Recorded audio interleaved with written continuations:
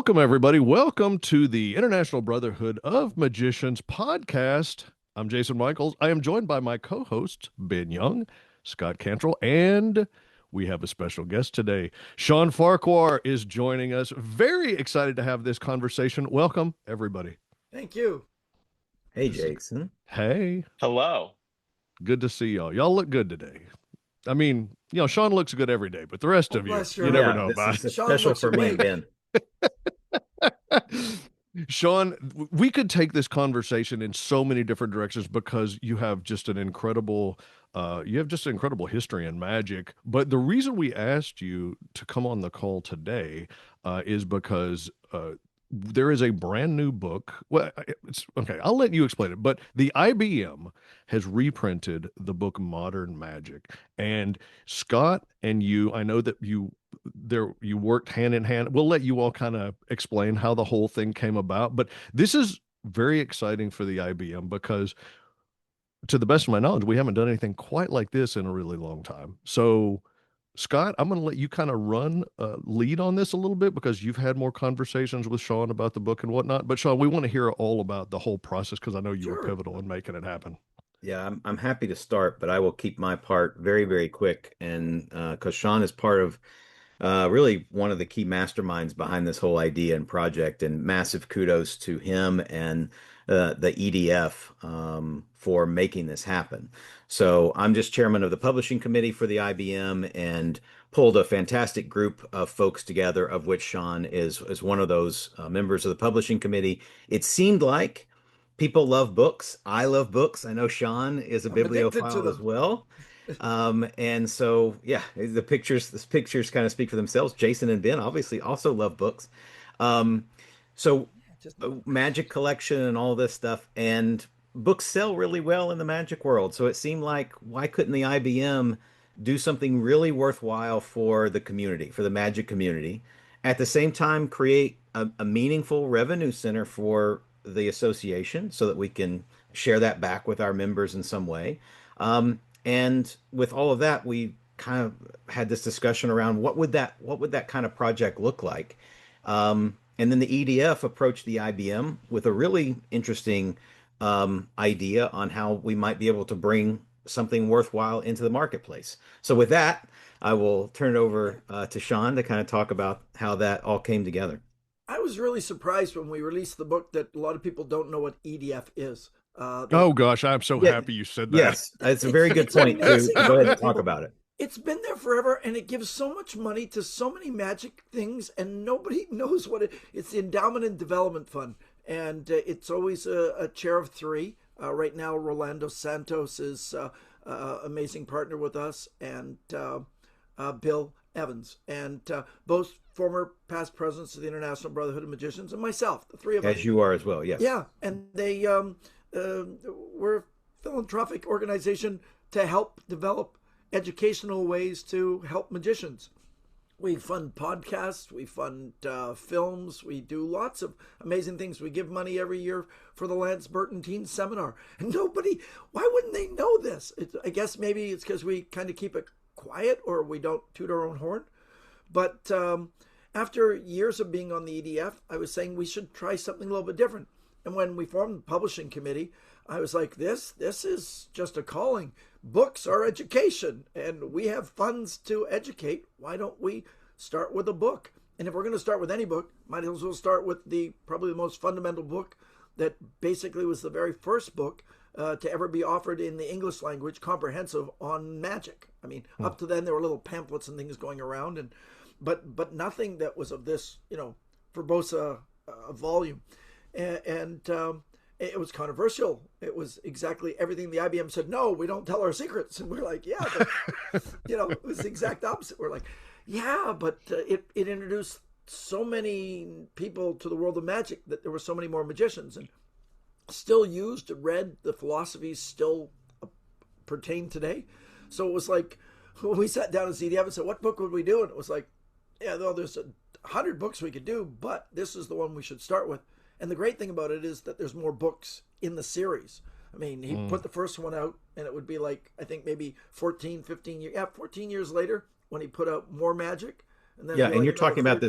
this the first book in particular, Sean, is Modern Magic by Professor Modern Farquhar. Magic. Yeah. Modern Magic, yeah. So it was Modern Magic, More Magic, Later Magic, and then Latest Magic.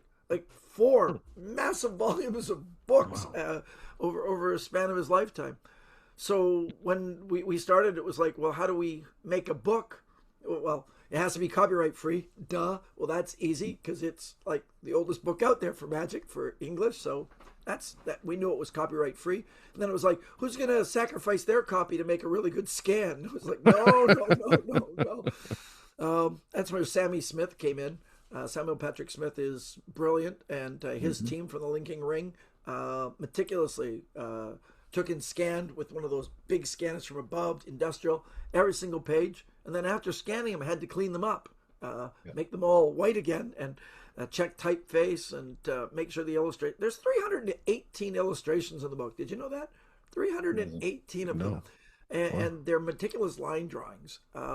So they had months and months of work on that. Well, I did my research to find the right printer. We needed a printer that could do it justice. We wanted, a hardcover. We wanted it foil stamped, gold and black. Wanted super quality paper that you can't see through. So many books nowadays, you can start to see typeface from one side to the other. Hmm. We wanted something that would be a legacy book that when you buy it, you can give it to your kids, and your kids will go, Wow. "Grandpa had this," or decades later. That's what we went through. So yeah, we found a printer. We got the scans all done, the financing, and the whole idea for the E.D.F was that we wanted to gift it to the life members of the I.B.M. Because our goal is to educate, and this is a great way to do it. The life members have helped us to finance things by becoming life members. So by doing this, we gave them something back, and I think we'll continue to. We've got to. I think we can know the next three books. I think. I don't know if that's the order, but I think it would be a smart move. I wouldn't So, mind having all four in my library. Just ones that I don't have to turn the pages very slowly, hoping not to destroy my original copies. so, Uh, but let me just jump in here. Like these are for the life members. If you are a life member, the EDF has Gifted them. published this, Yeah, and it's a gift. it's Like they just a don't have to gift. pay for it. We wanted them to have interest, so we told them they have to pay for the postage. Okay, all right. That's See, what, by fair. doing that, it because we don't want to just mail them a book and them go, I don't want that, and toss it to the side. And I thought, Yeah. if you pay the postage, then we know you want the book. And seems everybody wants the book because they're paying the postage. So yeah, That's a pretty great gift. I mean, that's an unbelievable gift. I mean, that alone is kind of like, hey, if you learn about what There you it is. get as a life member, that's just like a little extra cherry on top of the sundae. you get this book in the mail that weighs pounds, and and it's a gift. It's like yeah, it's a formidable volume of wealth of information. How It's many pages are, look at it real a quick, Sean. How many 500 pages? and oh, that's a good question. I didn't actually think about it. 570, is it? 563, 565 pages. There's 18 chapters in the book, and then the appendix. And in those 18 chapters, they cover everything from, like, of course, cards, rings, coins, cups and balls, hats, all sorts of odd subjects, thimble, you name it. They talk about it in the book. It's Okay, okay, let me jump in here because this is the podcast for the IBM, but this is also a forward. This is like a public facing podcast. So you have some people here who are just interested in magic and they're learning about magic. So I know this is going to sound ridiculous, but this book teaches you like so just I don't know hundreds if not more these that's not only it's going to yeah, teach you an unbelievable amount of magic. it's Like literally, if you foundational. buy this book, you could have an entire repertoire. Yep. It's truly foundational. And more than the tricks, he actually talks about ethics and psychology in magic. And Mhm. and our ethics and psychology hasn't changed that much. So it's very much pertinent today as it was, in 1876 when the book came out. Just Yeah. Wow.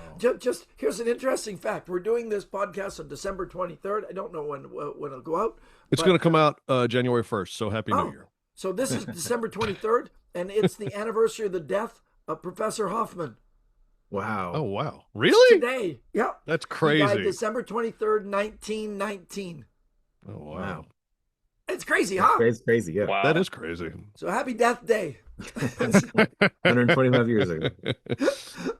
I Right. kind of am I'm a little bit blown away by the fact that I don't think I didn't know this until you said it, that this is the first like book of its kind in the English language. So like this First comprehensive. There were small little booklets that went okay. out. People did self-publish small ones, but it's really the first one, and the first one definitely that went to the public. I was sort of say this is more of a mass marketed book too at the Yeah, time, right? It was like it was the first maybe magic book that kind of was mass marketed. it wasn't just sold to magicians at a magic Right. convention. This was put on a bookshelf, and people bought it Wow. from bookstores where Huh. where the printing company printed them, and they put them out, and people came in and bought their book and went home and decided they were going to do parlor magic at home.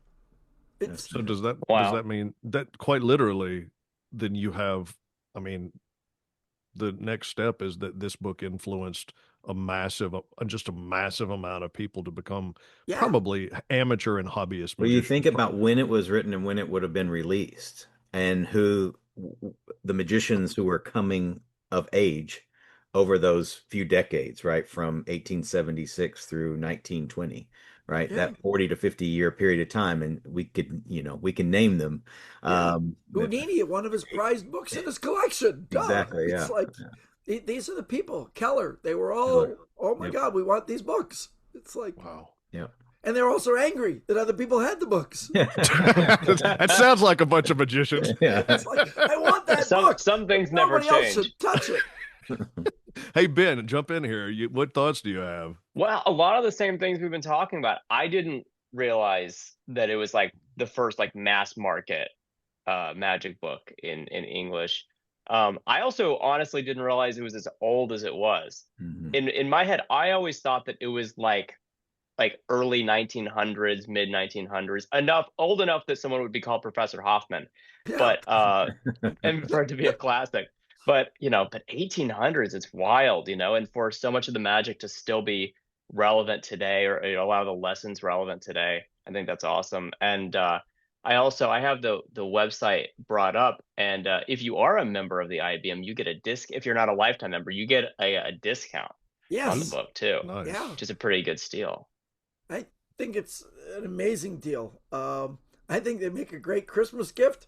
And for that magician that doesn't know, of course, Christmas will be over when this podcast. But you know what? The start of the new year is always a good time to give one more gift. That's right. No one's expecting it. It's perfect time. It Let me is. let me throw this idea out here for you. Surprise. Think about all the magicians that we know that are looking for something that is unique and different because, maybe they're work for other magicians, maybe they're looking for something that they can do in a show and they don't want a million people to have seen it before. I've heard so many people in the past say, if you want to find something new and different, go back to the past. Yeah, absolutely. Oh yeah, they always. What's the line? Is if you want to hide the magic trick, put it in print. Put it in print. Yeah. Yeah, because we're a visual art, so we tend to look at trailers and we all want that new thing that just came out. And the fact is, most of the new stuff that's coming out is being drawn from the old material and just modernized. Hmm. Mhm. Yeah, it's a weird thing when you think about it. But you can draw so much from this book. First, as I said, foundational, just to get you started, and then from there, he goes into apparatus that looks so cool. Some of the pieces, I had the honor privilege. Chris Kenner set up that I could go see the David Copperfield's museum. Oh yeah. And it was an experience like nothing I've ever experienced before. But now that I've gone through the book, I'm seeing, hey, I saw that at David's place. Hey, I saw that at David's place. It's like, that thing is on the wall over there. It's like, yeah, That is cool. it really That is is. cool. It just, yeah. At the time, they were innovative techniques described in it. There's, hank balls and hand boxes and things that, we've forgotten about. But they fooled the people then, and I think they fool the people today. They would absolutely fool the people now. That's Yeah. right. We put Yeah. stuff down because we think that it's trite and old, and then we forget about it, and then someone does it even in a modernized way, and fools us badly Hmm. because it's a method that we let go and that we have forgotten about. I always get, as a full-time professional magician, it annoys me when I hear amateur semi-professionals going, "Oh, I don't do that because everybody's seen it." And I'm like, "What? What do you mean?" And they say, "The linking rings. Why would anybody do that? It's the oldest trick and everybody's seen it." My most popular video on TikTok is linking rings, and all the people going, "Oh my God, how's he doing that?" And I'm like, it's because most people have never seen it. I Mhm. do a minimum of 7 shows a week at Hidden Wonders, and I ask the question. It's the second question in my show is, well, first one is just anybody celebrate anything, but the first pertinent question I say is, how many are going to be experiencing magic live in an environment like this? And 90% of the people, it's their first time ever. Wow. Wow. 70% is Wow. the first time seeing live magic. And I'm Wow. like, Wow. really? And then I ask, how many of you have never heard of me or seen me before? And every hand goes up, and I'm like, I need a better publicist. But it's really surprising how many people. Everybody goes, oh, everybody's seen that trick. Everybody's seen this thing, like ambitious card. And I'm like, no, No. we see it all the time, and we're inundated because our feeds and our social media are magic for us. But regular people, you're as a magician, you're an anomaly. You are just as a Mm. magician an anomaly. And so when this book came out, it was even rarer. There were so few magicians that to be told that they could pull back the curtain and see how this stuff works. Hmm. And here's a box with traps and a trap to a trap to a trap to a nest of boxes. You're like, what? That couldn't possibly be. Mm.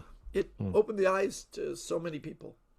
Are you ever do you I love this sort of line because sometimes when I chat with people and when we do shows and all of us since we do shows for the public, people will chat with you afterwards just because like you said, we're an anomaly. And so people are genuinely interested. They not everybody, but there's some people who like really want to ask interesting questions and so how often have you yeah, and I guess what I was going to say is that I have when I'm chatting with people, I sometimes tell them, like, I say, I don't think you understand because there'd be no reason for you to know this, but magicians go so much deeper and so much further than you would ever think is like possible on crafting or figuring out how to create a magic trick or a moment of magic that it's almost like you almost have to be a magician. Like the public would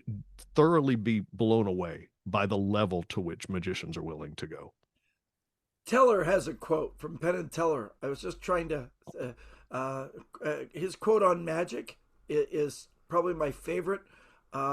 It's yeah. Sometimes magic is just someone spending more time on something than anyone else might reasonably expect. Yeah. Oh, true. That's It's yeah. so true. That might reasonably expect. I love Hmm. that though. Yeah, keyword being reasonably. Exactly. Yeah. Teller's one of my heroes, and when I read that quote, it was like, oh my god, that is so real. Yeah. I think a lot of people recognize it though, and sometimes they recognize it in the wrong way. They go, "Oh my God, you must have spent a lifetime practicing your sleight of hand." And it's like it's not always just the sleight of hand. Sometimes it's the sleight of thought and the hours, in the workshop with wood or metal trying to create the prop, or nowadays 3D printing stuff with 40 times, or me using my laser to burn something repeatedly. Yeah, just until I get that right piece that fits in to make that trick work. And you know what's interesting about what you just said is that for people who are interested in like using 3D printing and stuff like that, I'm guessing that there's a ton of stuff that they could learn straight out of modern magic. I bet they could probably take and model tons of the stuff that are in this book, because a lot of it is small things, Hmm. gimmick dice and things like that. You could easily build those sort of things. Small little, like the ball and vase, but make it a legit, really cool. Payne Feifeld, who's been a performer at the I.B.M. National Convention a couple times, he made a ball and vase that looks like it has the moon inside of it. Oh, And that's he's doing a cool. whole thing about Georges Méliès, which is Oh, really very cool. nice. Oh, It's Yeah. like, wow. yeah, there's just I don't know. Everything is in the book. Coin wand, so you could manufacture those because you need the tube first, and then you'd mill down the coin to put inside. Yeah, you could literally. This is like the book is a textbook. It's the manual to start being a magician, and it's Wow. gorgeous, and it feels like a museum piece. And if everything else in your collection are like paperbacks, this one's going to stand out like a sore thumb, but in a good way. Hmm. And Yeah. even if you have really good, the nowadays modern paperback books all seem to have these paper sleeves over them. Or they've got glossy covers. The book just feels it's a linen finish, foil stamped with a black stamping, double stamped. We went to a lot of work to make it really special, stitched. Yeah. It's beautiful. I mean, it's beautiful. It really is. I've had one and I've looked at it. I've thumbed through it. It's like I was actually, you said something and I'll just sort of reiterate because when I heard that this was being done, for some strange reason in my head, I just thought that the pages would look the same as the pages of an 100-year-old version of this book. I just kind of thought it would be maybe some little stain marks or whatever, but it's crystal It's clear. crystal. It's Yeah. perfect. It's easy to read. The line drawings are like they're like very clear. Like I was blown away when I saw the book, and I haven't mine hasn't shown up yet, but when I saw the book at the preview book, the one that we very first Mhm. got for the annual meeting, or the what I'm talking about. It was Cost me I was four blown hundred away. dollars to FedEx to you guys. Thank you, Shawn. We appreciate it. That was insane. It was Oh insane. gosh. But No, yeah, but Yeah, it's that's it really is a spectacular. And when your book arrives, Jason, you'll freak out because we wanted to make sure the books arrive safely. So we mhm. spent money to produce a custom box for them, double walled, good and thick. They're blue with IBM logos all over them. The nice. box What? itself is gorgeous. Yeah. Yeah, when that box arrives, you just go, "I got something special."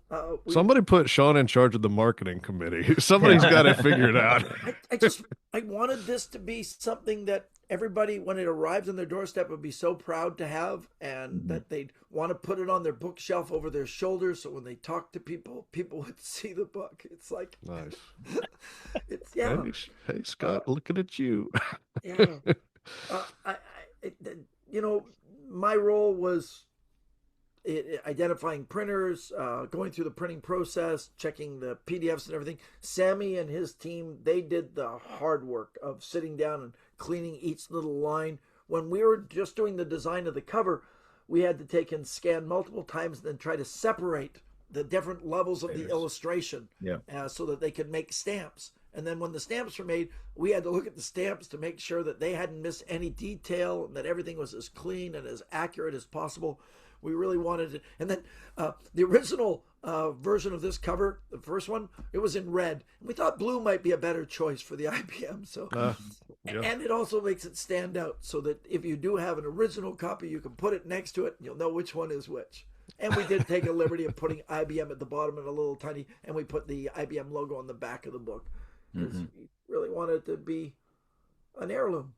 Yeah, Yeah. that's fine. I mean, I'm kind of surprised based on what you just said that the price is what like you can actually get it for less than $100. I mean, I'm kind of amazed. Well, yeah, it's we wanted it to be affordable. We wanted the book to be affordable. And Wanted to be able to be in everybody's library. It didn't. I didn't Hmm. want this to be elitist. At $50 for an I.B.M. member to buy the book, that's crazy cool. I mean, Yeah. yeah. I spend that much taking my wife out for just an okay dinner. Yeah, I was about to say like you could get Yeah. some fast food for that. Okay dinner. Yes.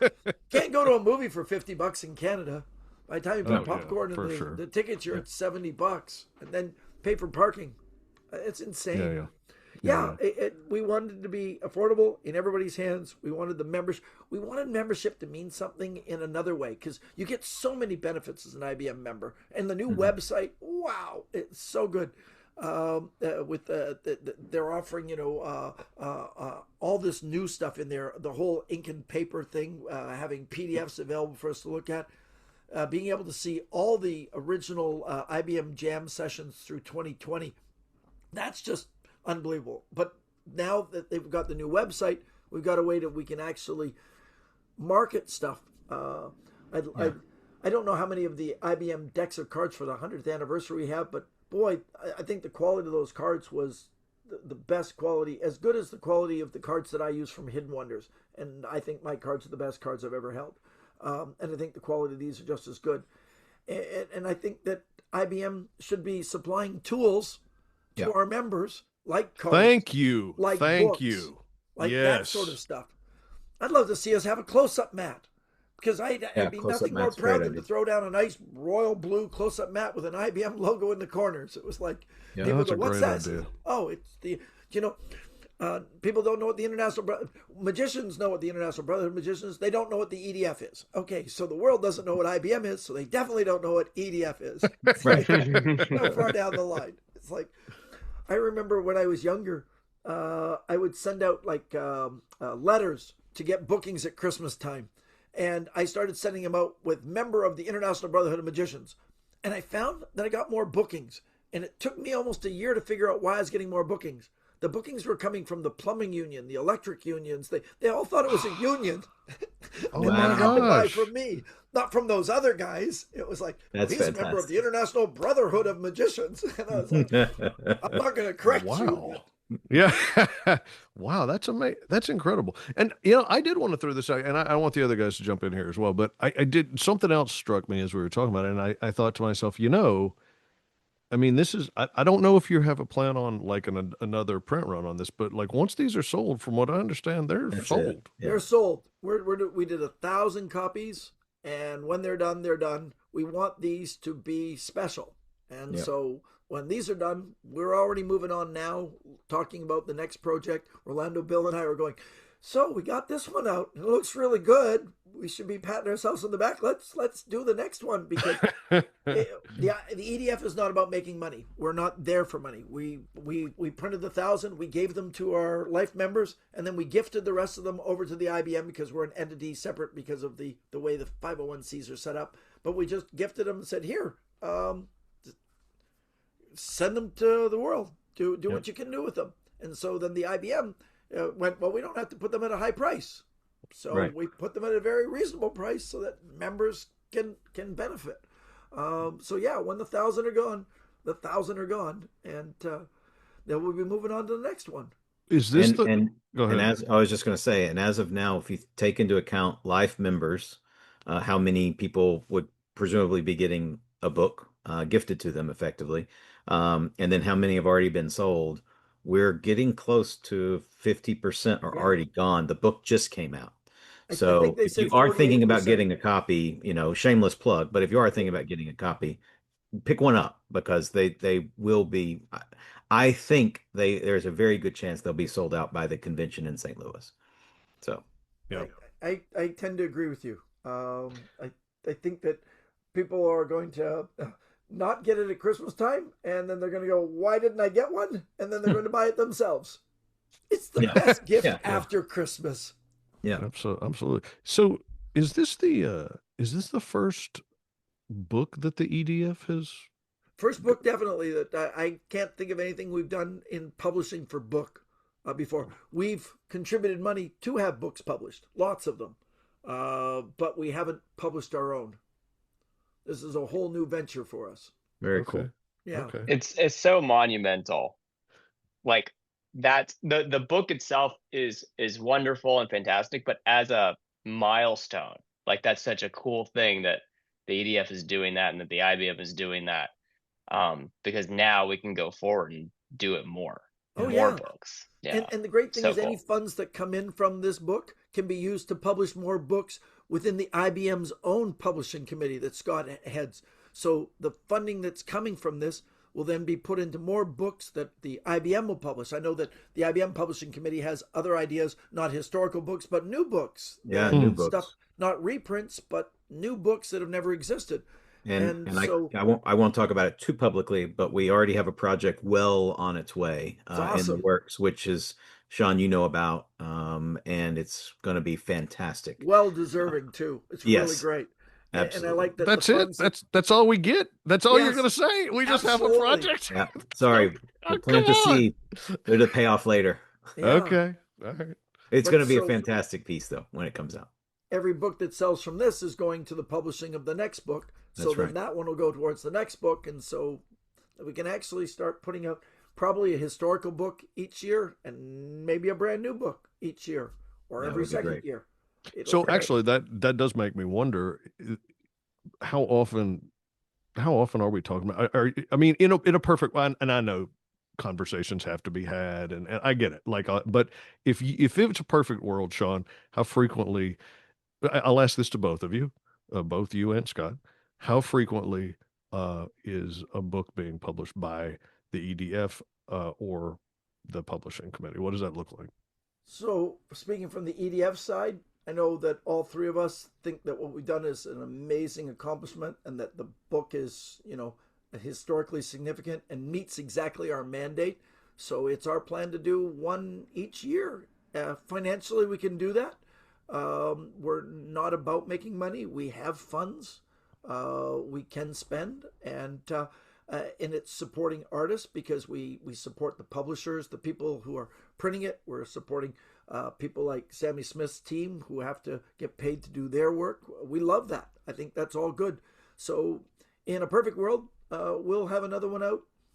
This time next year, we'll be talking about maybe more magic. And Wow. if we decide to go the route of the Hoffman series first. Right. But Hmm. there is a vast collection of really cool books. I'd like to see the IBM put out a copy of Expert at the Card Table, Yep. Oh. right? I was just thinking the same thing. Yeah. I just discovered the other day. Do you know Royal Road to Card Magic is copyright free?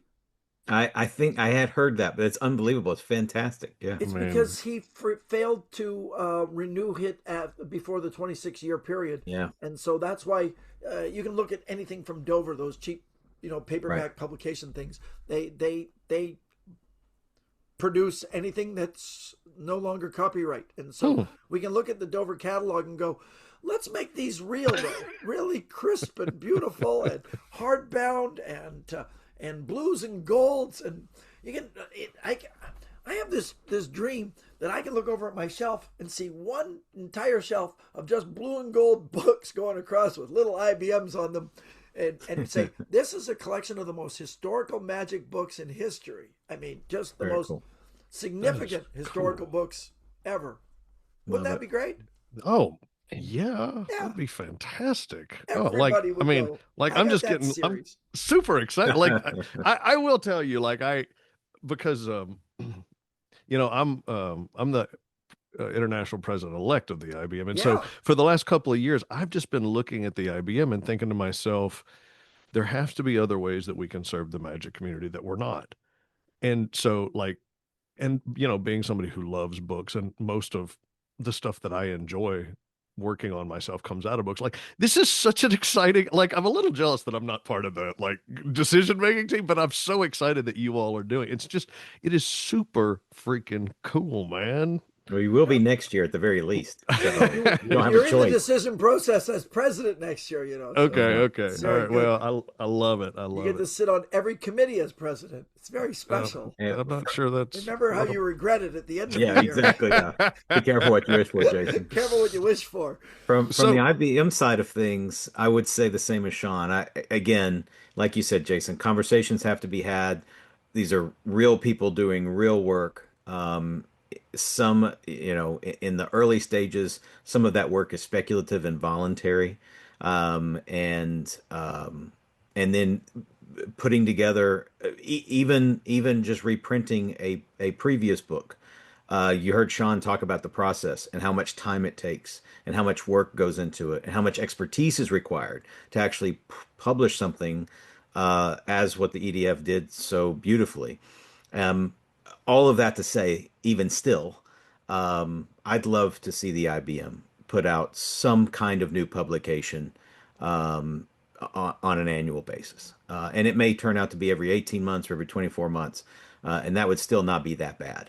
But I'd love to try to get on an annual cadence. And I loved how, Sean, what you described earlier, EDF does a historical book potentially, and the IBM does, Yeah. a new book. And I think that kind of back and forth in cadence could be, worthwhile.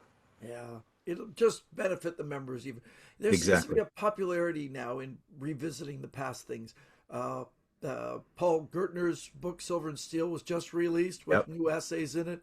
Phenomenal book. Richard Yep. Kaufman just announced that he's offering 200 copies of the new Gaff to the Hilt at only $1,000 a copy, by the way. And he's doing Greater Magic, which is Yep. going to be like I think 4 volume or maybe five Or volume six or book. 12, who Yeah, knows? or it's crazy, That but thing's great. supposed to I be like mean, thousands of pages long or something. hey, I've got two things in the book. I'm very excited. It's Oh, like that's I'm going to cool. be in Greater Magic. It's Oh, like, wow. yeah, it's like, yeah. People, ma- magicians read. We read. Yeah. We devour the books out there. So, so Sean, you've published other things. How did you get into like what got you started publishing? Like what was I your I bought a mean, you company. So I you wanted. I bought a company called Palmer Magic. I wanted to own the rights to the Omni deck. Jerry Anderson was my mentor, and Mhm. I went to this guy Palmer Tilden and said, "Hey, any chance I could buy the rights?" And he said no. And I kept ordering thousands of them from him. He said, "You know, you're my best customer." I said, "Great." I said, "When you decide to sell the company, I just want the Omni deck." And he said, "I don't want to sell just the Omni deck. I want to sell the company." And I said, "I can't afford the company. I got a proposal how much I could pay for the Omni deck." About 2 years, we negotiated nothing. I was in Long Beach, California, sitting in a Denny's with my daughter and my wife. My daughter just had her ears pierced, and the phone rang, and he said, "Hey, somebody's buying the company finally." I said, "Awesome." He said, "You can talk to him about buying the Omni deck." I said, "Can I ask you how much you sold the company for?" And he told me. I said, "Have you signed anything yet?" He said, "No." I said, "Then don't. I'll give you $5,000 more than what he's offering you." And they're like, "What?" And I said, "And I promised to keep Palmer Magic as the name. I was going to offer you that just for the Omni deck." And he's like, "What?" I said, "Yes." So we made a deal, and I bought the company.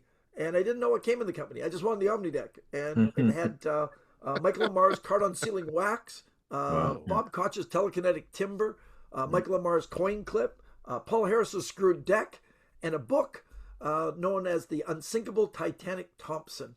And So I have a copy right Fantastic here. book. Yeah. what a great book. And if you open up your copy, it says published by Palmer Magic inside, unless it's a Hmm. hardbound. That was the person that owned it before. Nope, And so all of a it was sudden it yours. was like, I have a book. I'm a book guy. It was like, and then years went by, and I went to see a lecture by Tom Craven at and Tom did this lecture, and he kept referring to his book. And then I thought, I'll buy his book. And he said, "I don't have any for sale." I said, "Why?" He said, "Oh, it was originally published by SPS Printing, Samuel Patrick Smith Printing, and it's out of print now." I said, "Well, why aren't you getting more?" He said, "Oh, it's too expensive, and it's just cost prohibitive. And I didn't really make a lot of money." I was like, "But the book should be out there. It's a brilliant book." He said, "Well, maybe you can find a copy." I said, "Or maybe I could publish it. Would you sell me the rights to your book? I'll make you a sweet deal where you get profit off of every book until you pass. When you pass, I'll give money to your wife. When your wife passes, I'll give it to your grandkid for a year." And he's like, "Really?" I said, "Whatever. I just want the book." And so all of a sudden, here I am publishing books. And I'm like, "All right, I can publish a book." And then I'm just working on it right now to I want to make it. It's a large book. It's like 8.5 by 11, and I'd like to make it more like a normal hardbound. And so I'm going to retypeset, make it really clean. I'm going to do all the illustrations over again. My brother's a brilliant illustrator. I want all the illustrations to be symmetrical because there's like photographs and there's small sketches, all sorts of stuff. Hmm. I want it to be clean. I'll probably include when people purchase it the original PDF so they can see the old look Oh, and see the new look, so they Wow. get both. But he teaches the Keeper card, which him and Paul Gordon wrote another book on. But the Keeper card foundations are in this. It's Anyways, it's an awesome book. My almost 50 years of magic. So that's my current project that I've been working on Awesome. for 4.5 months. Is retypesetting the entire book and laying it all out because I'm an expert at PageMaker. Said nobody. Okay, so I'm not, but I got a good eye and I'm tenacious. So that's that's that's that's that's What's my required side of being a project. publisher. Yes, That's my side project. And at the same time, Hidden Wonders is going to be releasing a copy of Royal Road to Card Magic. Hidden Wonders is? Is Oh, it? Are yes. you serious? It's the book I Okay, recommend to hold every on, hold on. single Okay, young stop. magician. Look, I know we all know this, but there are people who don't know what the heck Hidden Wonders are. You got Yeah, to tell them. Oh, please. Hidden Wonders is my little theater. I own a.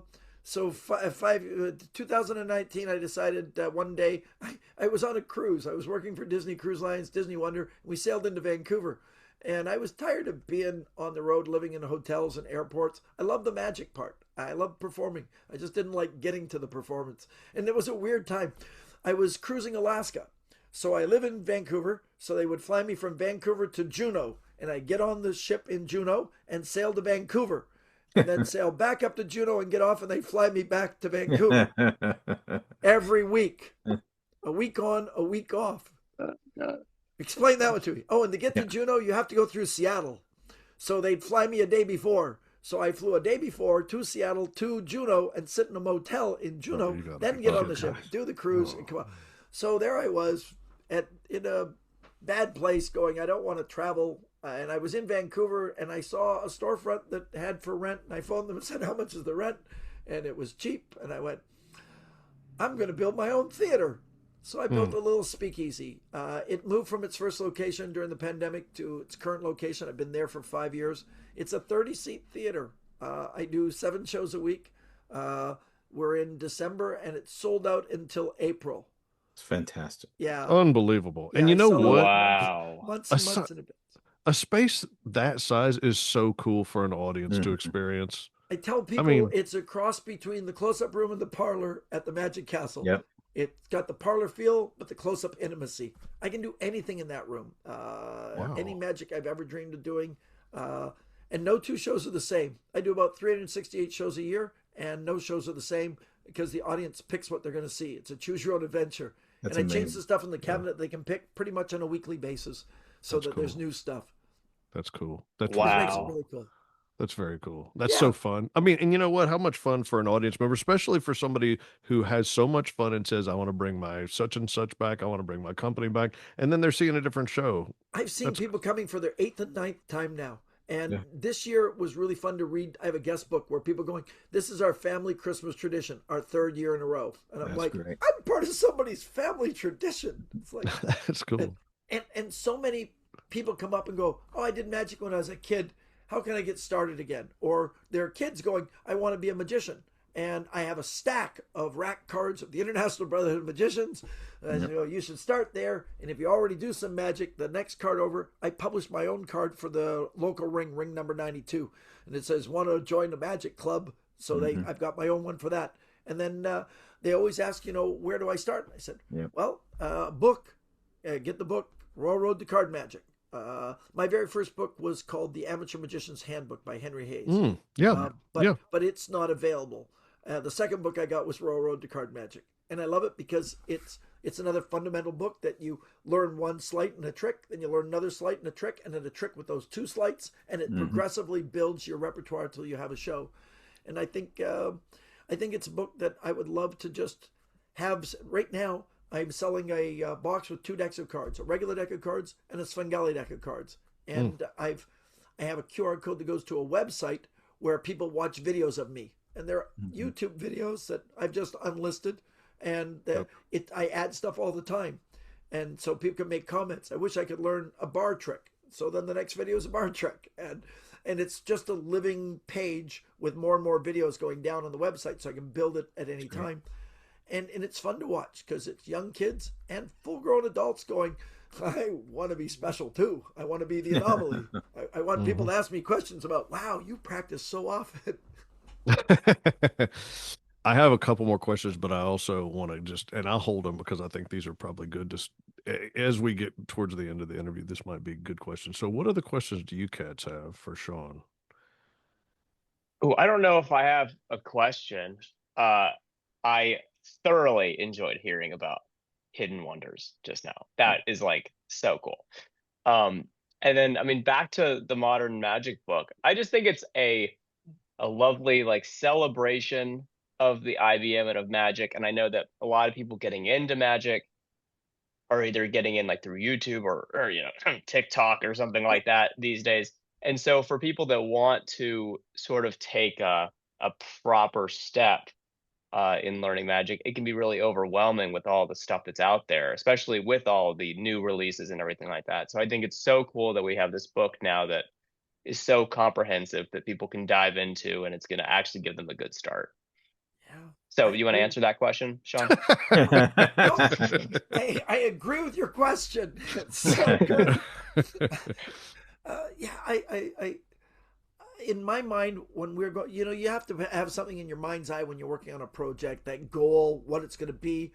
For me, it wasn't about, oh, I'm going to have this really cool book, because I have an old copy that I, treat with like such reverence. But the image I had in my head was people giving this to a kid and going, "Here's your present," and them opening up and going, "Oh my God!" Feeling the weight of it, just the sheer volume of it, and going, "I have the secrets of the world now, like in my hands." I Oh. just that was the image I had that perpetuated me continuing to work on it all the time. Was And then I told my wife that. She goes, says, "I can see 25-year-olds going, 'Oh my God, I got the world in my hand.'" I said, "Yes, you're right." It's like, it's not limited to age; it's limited to experience. Mhm. Yeah, Well, I don't know if I have a question either, but I'll just a couple of just points of gratitude. Shawn, I just want to thank you and the EDF again for the collaboration and partnership with the IBM in terms of modern magic in particular, because I got to see that kind of from start to finish. It's always good to see an idea actually come to fruition and exist in the real world. That doesn't happen all the time. And you guys made it happen. So I just wanted to say thank you for that. And then just your general contribution to magic. I'd love to have you back on sometime and talk about your career and your background in magic and your family's background in magic. It's an incredible legacy that you're continuing. And just real quick, we haven't had an opportunity to chat. We've chatted a lot, but I haven't mentioned this to you. And so the podcast is a good opportunity. The first time I saw you perform was at the Winter Carnival of Magic. I think Hannah was probably 2 years old, something yeah, like she that. was. Um, I met you all, and I was working backstage as part of Ring 58's, backstage, and I was just a little guy then. Um, and in awe of watching you interact, not just in terms of the show and the set you did was spectacular. I still remember the silk fountain that you performed, and I was just blown away. It was the first time I'd ever seen that live. But you're backstage and you're saying, "Hannah, you've got a deck of cards." You say, "Scott, shuffle the cards. Hannah, choose the two of hearts." Yeah, And Hannah would choose the two of hearts. And so at any rate, it was just incredibly a magical experience for me as a young up and coming performer. So the enthusiasm that you have and that you've had since the beginning, and it hasn't waned. If anything, it's increased somehow. that's right. I just wanted to say thank you for that and everything that you've done for Magic, in particular for the IBM. Your contributions are immeasurable. So thank you so much for the time today. Thank you for conjuring up old memories. I love that. I have an eidetic memory, so when people start to describe something, I can feel the whole time. I remember that. So, Yeah. yeah, it was. Yeah, yeah. That's cool. That's cool. I've been Um, so blessed, and I'm happy. I never think about this, but magicians, we touch people and we don't even know when we've, shared something that means something. Um, I had a woman at Hidden Wonders the other night. She came up and she goes, "Does the word pie wacket mean anything to you?" And I laughed out loud. She goes, says, "What?" And I said, "Oh, it comes from a movie called Bell Book and Candle. It was my magic words when you were probably about 5." She goes, "I was 6. You came to my birthday when I was 6 years old. I wasn't sure it was you until just now." And I was Wow. oh like, wow, wow. It's like, That's very cool. think that about is it. She's in her cool. Oh, 40s and she still remembers the word pie wacket. That's awesome. That's That's awesome. You know what? just, Sometimes we need that. We need that reminder, don't we? yeah, we do. Because when you're performing a lot, I mean, you can just get lost in the day Mhm. to day. I've got another show to do, and then occasionally, it doesn't happen often, but occasionally you can have a difficult audience member, and so to be reminded that what we do is really important. Like We're talking about spreading joy in the world. We're talking about helping people get through difficult times. We're talking about improving people, whether you're talking about the military or not, you're talking about improving morale. You're talking about improving people's mental health. I think it's important to be reminded of that. Yeah. That's really great. Um, Now, I mentioned I had a couple questions. I added one to it because of something that was said a moment ago, and I'm going to open this up to everybody. So this is just open for anybody to answer, because I think there are some people, and I know that because we have these little devices that we carry around in our pockets all the time, and we can access all this information and tons of video, there are going to be some people who say, "Well, I can't learn from a book." Uh, Okay, it's. I've heard people say stuff like that. It's like, do you all have any tricks or ideas on how to, if there's somebody that thinks to themselves, "Well, I'm going to watch videos because it's easier." I mean, I think that all the great treasures are found in books. But do any of you guys have any just tips for helping somebody want to learn from book, or is it maybe they're just going to miss out if they choose not to? What do y'all think? Okay, I don't have a real tip because when I got into Magic, YouTube wasn't around quite yet. And so for me, video was still in the form of like L&L publishing videos. Um, so I got started like with books. But I think, and I just came up with this just now, but I think find a book that you're excited to learn the material from, which maybe seems obvious, but even if it's a newer book, find a magician who's performing today that you really love their stuff. You've seen video of them or you've seen them live and you absolutely love their stuff and you really want to learn some of the material. Go for that book. Like go for the low-hanging fruit. Maybe do that before you read modern magic, where maybe it's a little bit tougher to get into, right? If you're not used to doing that. Find a book that's written recently that you're excited about. Anybody else How's have any that? ideas? Is that okay? Yeah. So I'm ADHD and dyslexic, and Mm. I have like 8,000 books. Um, and I struggle to read every book. Straight up, I Really? struggle. I read the same page 6 times and it says something different all 6 times. It's very, very creative for me. Wow. Um, I don't share that with a lot of people. In the last 3 months, I made a concentrated effort not to read just trick books. I wanted to read actual books, story books, because I Mm. can't.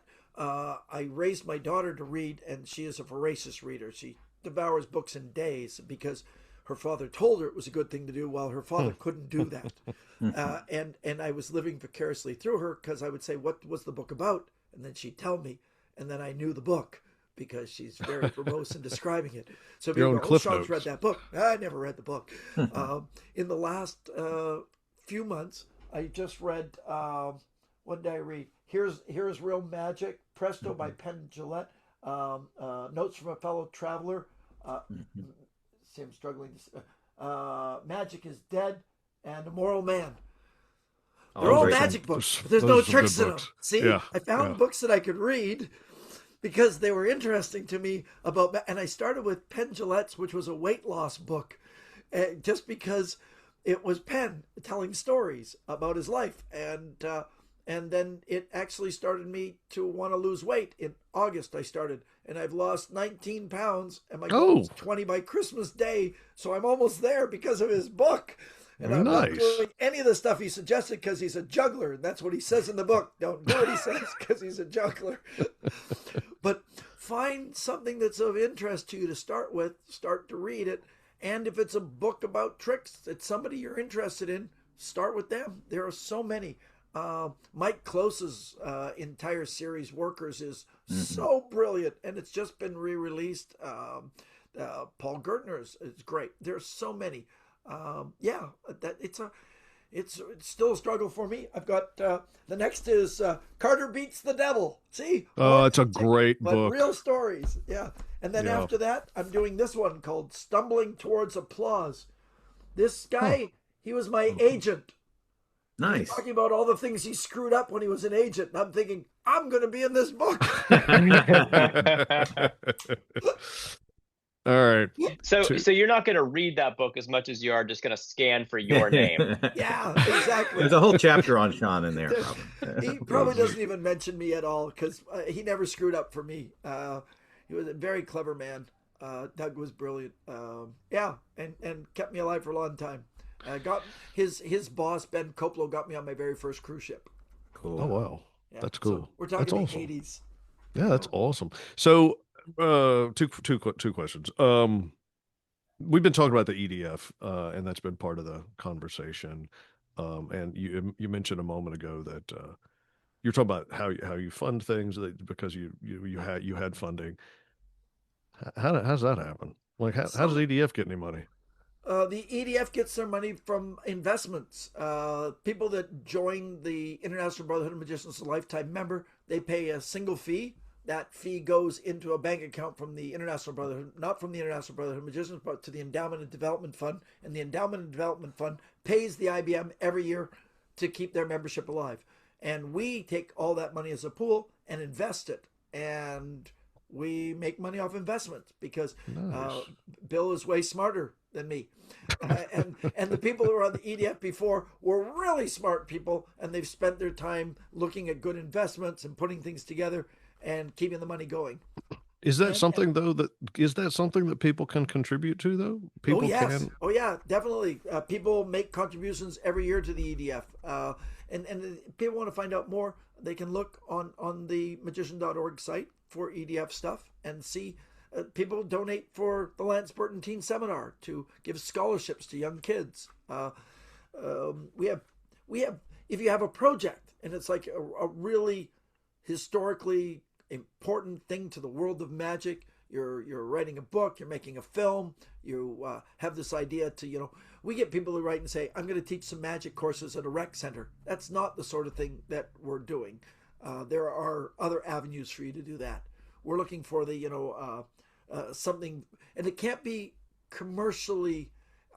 So we're kind of trapped in that it can't become like something commercially. It's like my filmmaker, John Ornoy for Lost in the Shuffle, said, "Hey, let's get some money from the E.D.F to make the movie." I said, "But you're going to try to make money off this movie. If you said we're making a movie and it's going to fail, they'll give you lots of money." That's Yeah, great. yeah, definitely. People can donate to it. I think it's a great thing. Just the same as That's they can cool. go to donate money to the magician.org on the website for the I.B.M. Yeah. Uh, Yeah. and people do it as they're passing. They put in their will. We've had people give 20, 30, 50 grand because the I.B.M. meant so much to them in their youth and through their life and their Order of Merlin, Excalibur, Excelsiors, and they just go, I want to give our funds to continue to make the I.B.M. strong That's and great. pertinent in the future. That's fantastic. Last question. For Scott and Sean, who are the people on your team that need to be thanked? I know we kind of said it, but I want you to give you the opportunity to tell us exactly who to thank for this project. Well, I'll talk about the publishing committee first. So, Sean, obviously, Mike Dunnigan was the instigator of this publishing committee, who is the immediate outgoing former past president of the I.B.M. So, special heartfelt thank you to Mike for his vision and spearheading this idea of the I.B.M. getting into the publishing business. Rolando Santos is kind of a member in absentia. He's kind of an overseeing publishing committee member. And then Sammy Smith, who Sean has mentioned as well, is a member of the publishing committee and the editor of the Linking Ring magazine. So it made perfect sense to draft Sammy into the publishing committee as well. And he's been a tremendous sounding board, tremendous insight into the process, obviously, not to mention the work that he and his team have done formally for the E.D.F. in terms of putting modern magic together and the work that he has already started doing for this next project of the I.B.M. So on the publishing committee side, Mike, Sammy, Rolando, Sean, these gentlemen have been just tremendous in terms of their willingness to work and put in, as Sean was talking about, very significant amount of time and expertise into making these projects go and happen and actually be fulfilled. It's one thing to say, "Oh, we could do this or we could do that. We got this great idea. Oh yeah, let's do that." And then nothing happens. And that's especially easy to do in an organization where everyone is volunteering their time. And these guys were the antithesis of that. They were like, if we say we're going to do it, by gosh, we're going to make it happen. And they did. And so I can't thank that team enough for all of their work. I know there were a lot of other people behind the scenes Yeah, that also Sammy supported the lists a few project. more. Brooke Fiedler, Jessica Friend, and Rena Camboge, who were significantly important because they Thank did you, all the Sean. digital editing and the graphic designs, and they should And be then you said mentioned. on the E.D.F is also Bill Evans, right? Yeah, Bill Evans, Rolando Santos, and myself. And if you want to see, they have the special thanks in the book at the very Oh, nice. bottom. There's names. It was very Perfect. good. And they mentioned the Endowment and Development Fund. The mysterious organization that we've Organization. learned a lot about. I love it. All right. Well, this has been amazing. Sean, where can the folks come and see you next? Is it going to be at Hidden Hidden Wonders. Wonders? I'm going But they nowhere. can't come until May. Yeah, it's like April's almost half sold out. April's almost half sold out, and we sold tickets for December. That's really weird, right? December of next year. The people that are doing their family traditions, That's they've already awesome. bought That's tickets. cool. That's cool. Yeah, but they can visit magician.org and click on the store and go down to Modern Magic and click on that, There you and go. they can buy it. And Sammy put a line in that I didn't know he was putting in, but it has my name in Modern Magic on the title page down by the bottom with those other people thanking. So my name's in that book, man. I There you scanned it, go. I found it. He's in Modern Magic. I love it. Scott, Ben, where can folks see you next? I'm around here at House of Cards in Nashville from time to time, and the occasional public show. All right. I'm around. I'll be at House of Okay. Cards when Scott's not there, Yeah. probably. All right. And I'm doing a public show in Newberry, South Carolina, at Scott and Janet Robinson's new Oh, venue. cool. Cool. Yeah. Yeah, so that'll be when this comes out, it'll be like the following week. I think one of the shows might be sold out already, but we're gonna add another one that weekend. I don't remember the date, but if you follow me, I'm sure I'll post about it at some point. That's Awesome. awesome. Yeah. And if you want to follow everybody, we're going to put everybody's social media handles in the show notes so that you can follow them on different social platforms. If you want to know more about the International Brotherhood of Magicians or the upcoming annual convention in July, or if you want to buy Modern Magic, go to magician.org. That is magician.org, magician.org.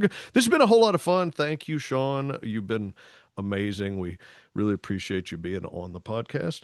Until next time, I'm Jason Michaels. For everybody else, you guys have a great rest of your day. Take care. See you soon.